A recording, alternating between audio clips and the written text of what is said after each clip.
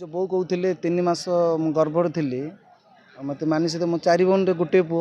मुझे माँ मानसिक करते तो दंडौजु बान गुड़ पैता पकाऊ मो माँ पाखे 20 वर्ष पालन करुली पैता पकाऊ नी 20 वर्ष घर रही पढ़ापढ़ी कर बिजनेस भुवनेश्वर करी ए दिगपंडे ओमफिट स्टल देती माने प्रथम वर्ष मोर दंड आसर प्रथम वर्ष आउ दीर्घ गोटे पंचम दिन 10 मिनट गोटे कार्य है से दिन मेघ पवन एत मेघ पवन है जे रोषे बंद थी माँ दयार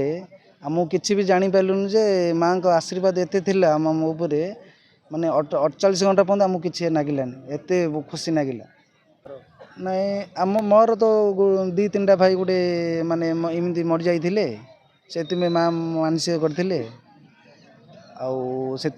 बो माँ कही तुम आसो ठाकुर पाखे पैता पकाऊ तू 13 दिन बुलबू बाना धरी गाँ गाँ जीवु ये सब कही चलुची।